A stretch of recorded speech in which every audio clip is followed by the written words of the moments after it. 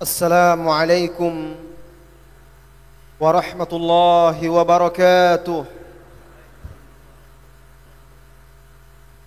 إن الحمد لله نحمده ونستعينه ونستغفره ونعوذ بالله من شرور أنفسنا وسيئات أعمالنا. من يهده الله فلا مضل له ومن يضلل فلا هادي له. أشهد أن لا إله إلا الله وحده لا شريك له وأشهد أن محمدا عبده ورسوله صلى الله عليه وعلى آله وأصحابه ومن سار على نهجه وتمسك بسنته إلى يوم الدين وسلم تسليما كثيرا. يا أيها الذين آمنوا اتقوا الله حق تقاته ولا تموتن إلا وأنتم مسلمون. يا أيها الناس اتقوا ربكم الذي خلقكم من نفس واحدة وخلق منها زوجها وبث منهما رجالا كثيرا ونساء واتقوا الله الذي تساءلون به والأرحام إن الله كان عليكم رقيبا. يا أيها الذين آمنوا اتقوا الله وقولوا قولا سديدا يصلح لكم أعمالكم ويغفر لكم ذنوبكم ومن يطع الله ورسوله فقد فاز فوزا عظيما. أما بعد فإن أصدق الحديث كتاب الله وخير الهدي هدي محمد صلى الله عليه وسلم وشر الأمور محدثاتها وكل محدثة بدعة وكل بدعة ضلالة وكل ضلالة في النار ثم أما بعد. Ma'asyiral muslimin wal muslimat, saudara-saudari kaum muslimin dan muslimat yang semoga senantiasa dirahmati dan diberkahi oleh Allah Azza wa Jalla. Pujilah Allah dan bersyukurlah kepadanya atas nikmat yang dilimpahkannya kepada kita semua. Nikmat zahiran wa batinan. Khususnya nikmat taufik dan rusyd, bimbingan kepada jalan yang lurus. Nikmat hidayah untuk menempuh jalan generasi terbaik kaum muslimin, yaitu jalan para sahabat Nabi sallallahu alaihi wasallam wa radhiyallahu anhum. Mereka lah generasi terbaik dari umat Islam, suri tauladan dan contoh sesudah Rasulullah sallallahu alaihi wasallam. Para pejuang-pejuang yang mendampingi Rasulullah sallallahu alaihi wasallam dan melanjutkan estafet dakwah sepeninggal Rasulullah sallallahu alaihi wasallam. Orang-orang yang mengikuti jalan mereka adalah orang-orang yang diridhai. Maka bersyukurlah atas nikmat Allah bahwa Anda dibimbing, diarahkan oleh Allah Azza wa Jalla untuk berusaha meneladani para sahabat Nabi sallallahu alaihi wasallam wa radhiyallahu anhum ajmain. Kaum muslimin dan muslimat yang semoga senantiasa dirahmati dan diberkahi oleh Allah Azza wa Jalla. Al-Hasan Al-Basri rahimahullahu ta'ala pernah ditanya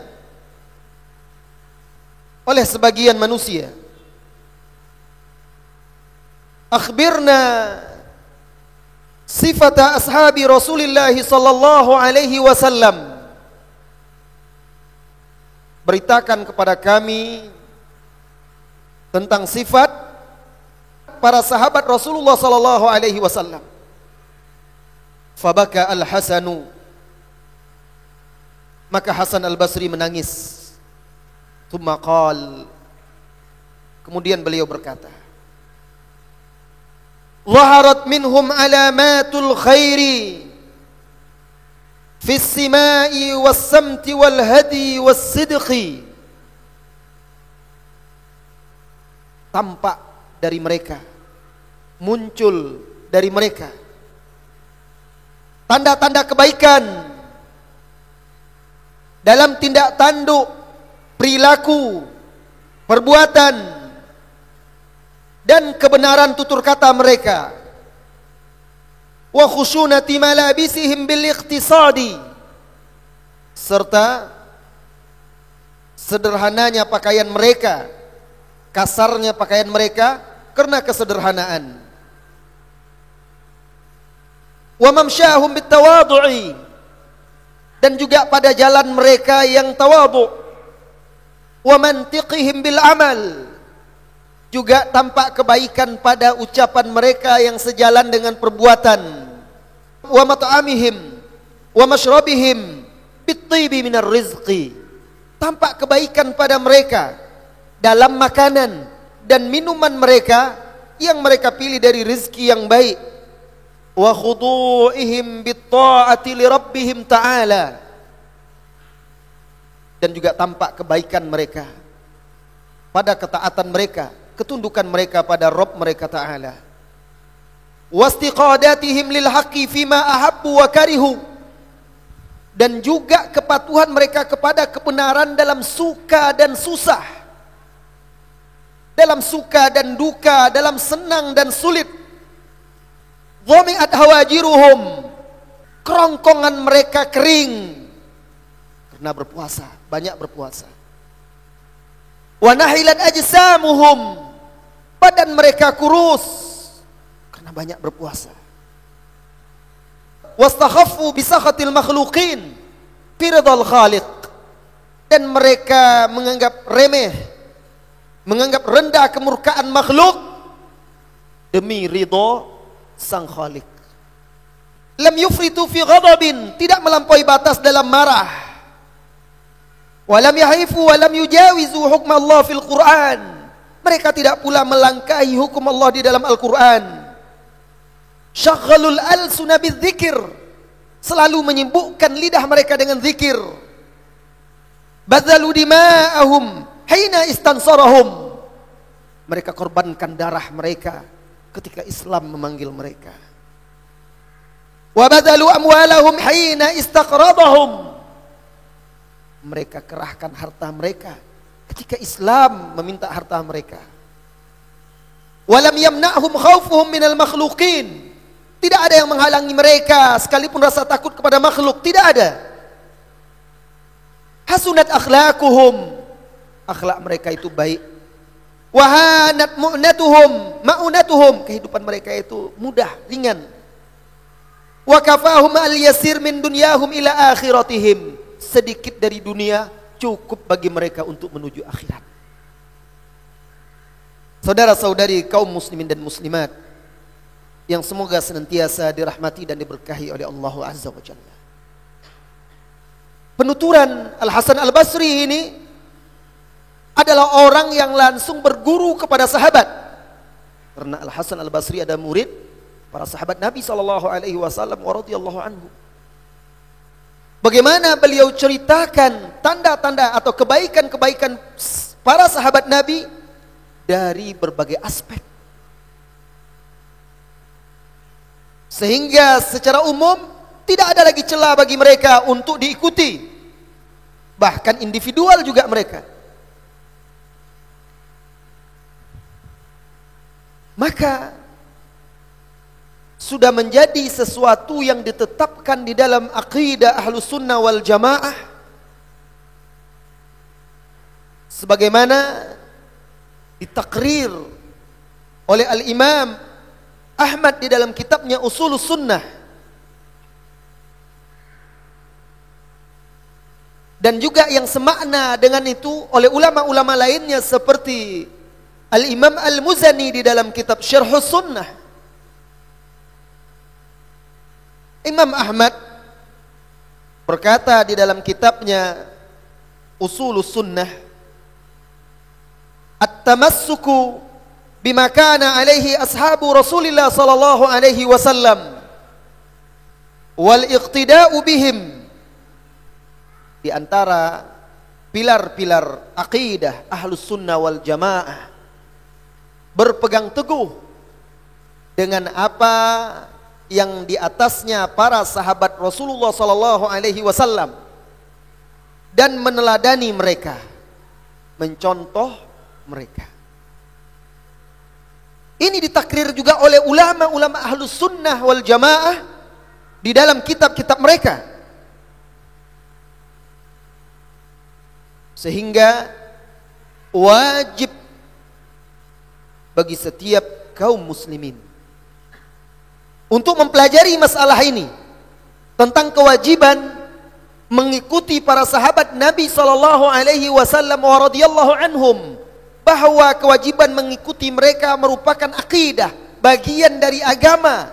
Tidak akan selamat jalan seorang mukmin jika tidak mengikuti mereka.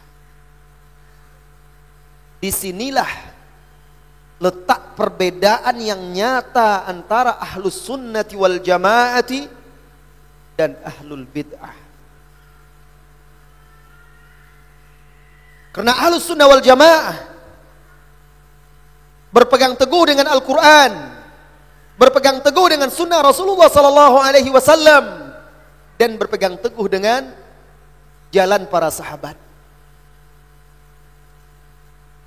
Sementara sebagian firqah golongan-golongan mengaku berpegang teguh dengan Al-Quran juga, mengaku merujuk kepada Sunnah juga, tetapi mereka tidak mengikuti sahabat radhiyallahu anhum ajma'in. Sebagian yang lain bahkan terang-terangan mencela para sahabat, merendahkan para sahabat. Dahulu wahai saudara-saudari kaum muslimin dan muslimat, salafus saleh dari kalangan tabi'in, tabi'in, dan seterusnya ulama-ulama Ahlus Sunnah wal Jamaah memahami masalah ini, pentingnya masalah ini, tingginya kedudukan para sahabat Nabi sallallahu alaihi wasallam wa radhiyallahu anhum ajma'in. Maka mereka menunaikan hak-hak para sahabat, baik ilmu maupun amalan. Apa ilmu maksudnya menunaikan hak para sahabat secara ilmu? Mempelajari masalah ini, meyakininya. Amalan, mewujudkannya dalam amalan kita. I'tiqadan wa suluka, keyakinan dan perilaku.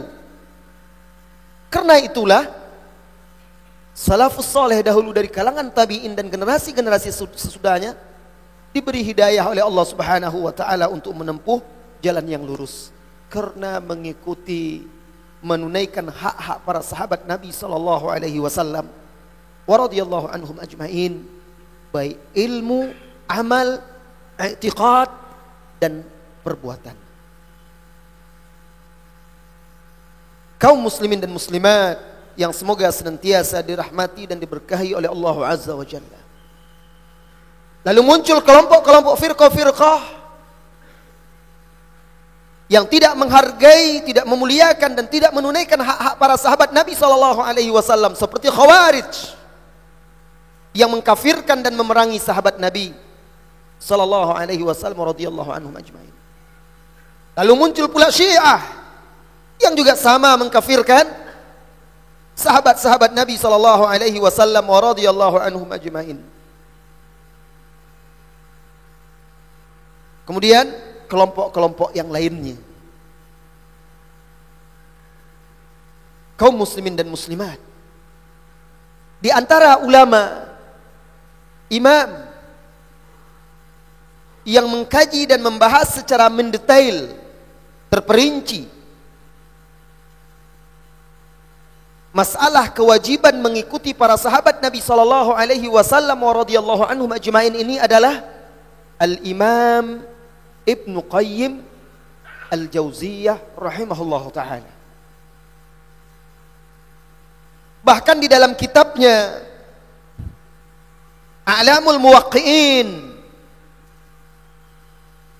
kitab yang luar biasa terdiri dari 4 juz, beliau membuat bab khusus tentang dalil-dalil al-adillah ala wujubi ittiba'is sahabah.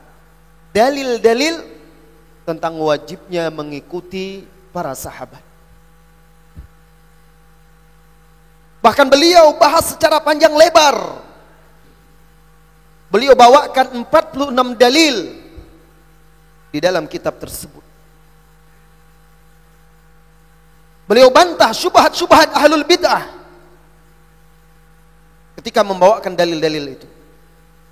Nah, hari ini saya pilihkan bab tersebut untuk kita kaji, kita pelajari, agar kita bisa meneladani pendahulu-pendahulu kita yang sudah menunaikan hak-hak para sahabat Nabi SAW, sehingga kita bisa pula menunaikan hak para sahabat Nabi SAW wa radhiyallahu anhum ajmain, sebagaimana salafus saleh dahulunya menunaikan hak mereka. Beliau membahas tersebut di juz 4 dari kitab A'lamul Muwaqqi'in. Setelah beliau membawakan pendapat imam yang 4 tentang perkataan para sahabat, lalu beliau bawakan dalil-dalil tentang wajibnya mengikuti para sahabat. Dan kita akan sebutkan secara ringkas dalil-dalil itu serta penjelasan ringkasnya. Karena tujuan kita pada pertemuan ini, kita paham dalil tersebut, tahu tempatnya di mana, paham dalil itu, bisa kita petik pelajaran untuk kita jadikan pedoman dalam hidup kita. Saya tidak tahu apakah kitab ini sudah ada terjemahannya atau tidak, saya belum tahu. Mudah-mudahan sudah ada, sehingga kaum muslimin yang tidak bisa berbahasa Arab bisa pula merujuk, melihat ke sana. Dan saya tambahkan juga nanti keterangan-keterangan untuk memperjelas dari kitab-kitab atau penjelasan ulama-ulama lainnya. Kaum muslimin dan muslimat yang semoga senantiasa dirahmati dan diberkahi oleh Allah Azza wa Jalla. Dalil yang pertama, wajibnya mengikuti sahabat Nabi sallallahu alaihi wasallam wa radhiyallahu anhum ajmain. Firman Allah Subhanahu wa taala di surat At-Taubah ayat 100. Dan ayat ini dijadikan oleh Imam Malik sebagai hujjah wajibnya mengikuti pendapat para sahabat. Allah Subhanahu wa taala berfirman di surah At-Taubah ayat 100, "Was-sabiquna al-awwaluna minal muhajirin wal ansar walladzina ittaba'uuhum bi ihsanin radhiyallahu anhum wa radu an wa a'adda lahum jannatin tajri tahtaha al-anharu khalidina fiha abada dzalikal fawzul azim." Artinya, orang-orang yang terdahulu dari kalangan muhajirin dan ansar dan orang-orang yang mengikuti mereka dengan baik, Allah ridho kepada mereka. Jadi yang diridhoi di sini para sahabat dan orang yang mengikuti mereka dengan baik. Allah ridho kepada mereka dan mereka ridho kepada Allah. Allah siapkan untuk mereka, Allah janjikan untuk mereka, Allah siapkan untuk mereka, Allah sediakan untuk mereka sorga yang mengalir di dalamnya sungai-sungai, mereka kekal di dalamnya selama-lamanya. Dzalikal fawzul azim. Itu adalah keberuntungan, itu adalah kemenangan yang besar.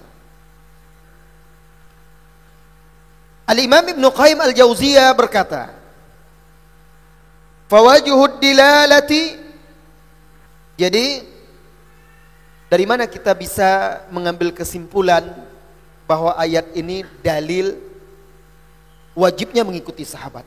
Maka kata beliau, aspek dilalahnya yang bisa dijadikan dalil, annallaha ta'ala asna ala man ittaba'ahum, bahwa di ayat ini Allah Subhanahu wa ta'ala memuji orang yang mengikuti mereka. Allah memuji orang yang mengikuti para sahabat. Bahkan Allah janjikan sorga, bahkan Allah tegaskan itu adalah kemenangan yang nyata, kemenangan yang besar. Maka kata Ibnu Qayyim, apabila para sahabat berpendapat, mengatakan satu pendapat, lalu ada seorang yang mengikuti mereka, sebelum tahu apakah pendapatnya ini benar atau tidak, sesungguhnya dia sudah mengikuti para sahabat itu. Dan ini bukan taklid. Kalau para sahabat sudah menyimpulkan satu pendapat, datang orang sesudahnya, oh ini pendapat sahabat, yang jelas sanad kepada sahabatnya sahih, masalah apa landasan dalil para sahabatnya dia tidak tahu, maka dia sudah terhitung mengikuti para sahabat walaupun dia tidak tahu dalilnya para sahabat. Karena sahabat dijamin oleh Allah dan Rasulnya sallallahu alaihi wasallam. Maka orang ini walaupun tidak tahu dalilnya para sahabat, dia terpuji karena sudah mengikuti para sahabat Nabi sallallahu alaihi wasallam dan berhak mendapatkan ridha dari Allah azza wa jalla. Ini kalau sahabat itu ijma', sepakat. Maka kalau para sahabat Nabi SAW sudah sepakat, setelah itu tidak boleh ada muncul orang lain membuat pendapat baru.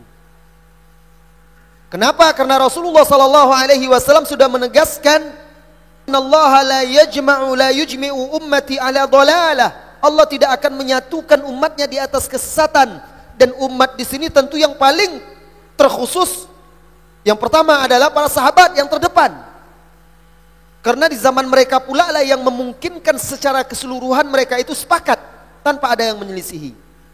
Kalau ijma' mereka itu adalah al-haq, jika ada orang datang sesudahnya menyelisihi, maka yang menyelisihi itu adalah dhalalah, batil, dan kesesatan. Jika para sahabat Nabi SAW berbeda pendapat,